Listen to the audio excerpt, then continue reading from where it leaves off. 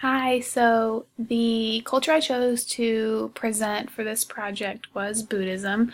I chose this basically because this is a religion that I feel like I have learned about for years and understand the basic concepts of, but I've never actually looked into the death cycle and how all of that is performed, the rituals, the funerals, and how that compares to funerals that I've attended, more traditional American funerals, things like that. So yeah, that is why I chose Buddhism.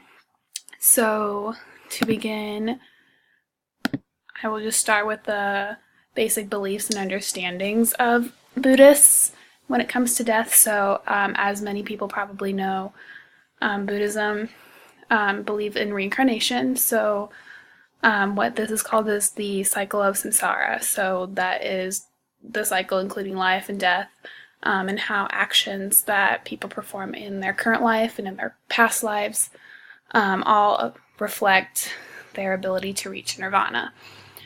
So it's very karma based, and the ultimate goal is to just reach enlightenment like the Buddha.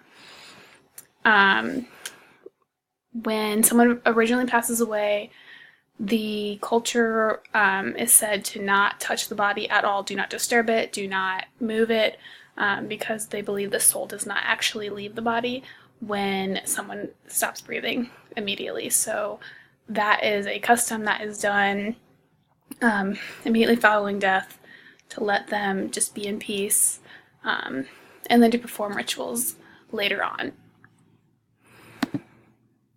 Their attitude towards death is, of course, they are open to death. They feel it's part of life, it's part of that samsara cycle that they believe in.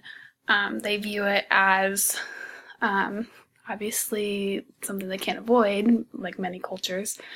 They surround themselves with friends and family to try to feel at peace and calm in their last few years or their last few days. And like I mentioned earlier, the ultimate goal is to reach that enlightenment. So they will reflect on those good deeds that they've done throughout their life, and see how that will help them reach a better life that they can be reincarnated into.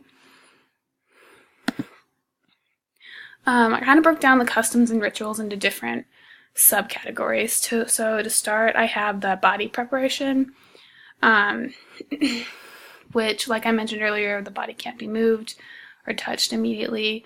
They say it should be completely cold before being washed and prepared for ceremony of the funeral.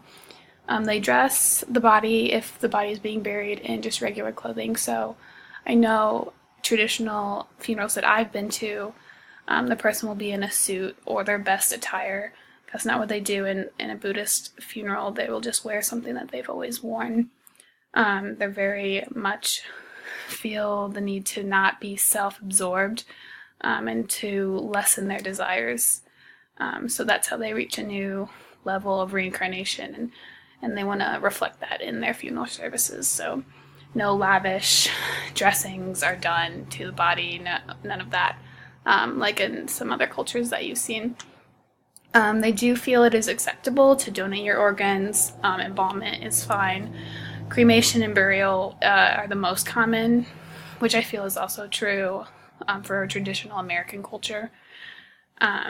Cremation is the preferred way, and it's typically kept in an urn by the family or in a shrine, or it's spread across the sea. Whoa, sorry about that. The next part that I have broken down into is the wake and the visitation.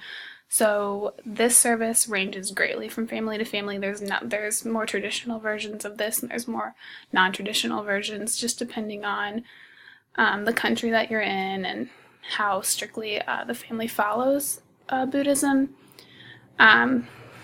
So sometimes there will be monks there performing speeches. Sometimes just the family will do it.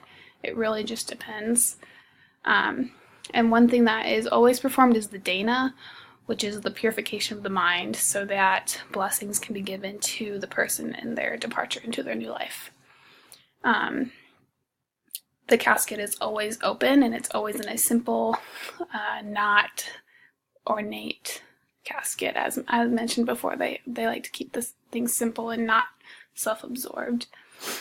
Other traditions that can be performed at the funeral can range depending on the person's life. So if they were a military veteran, or if they were involved in civil rights acts or fraternal organizations, that can be incorporated into the funeral. That's not against the rules. However, it cannot conflict with the Buddhist precepts, which include things like murder and stealing and lying and whatnot, which is normally not part of most traditions anyway, so that's normally not a huge deal.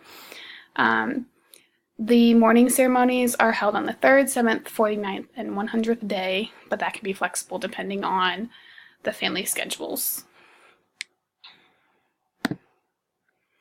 I included this picture because it is a very traditional Buddhist funeral. As I mentioned, the casket is always open. Things like flowers and candles and a picture of the person while living is normally present, which is also present at a lot of traditional American funerals, so that's very similar. All the flowers that are present are white and yellow, which I thought was interesting. They symbolize different meanings.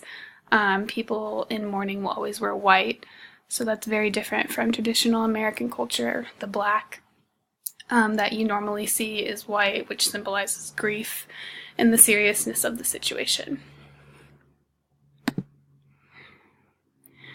So at the very end of the funeral proceedings, monks perform what is called the last rite, which is kind of just a tribute to the Buddha, the Dharma, and the Sangha, asking for the person to continue on and get closer to nirvana. The ceremony normally lasts 45 to 75 minutes, which I feel is a common duration. And the mourning is typically 90 days.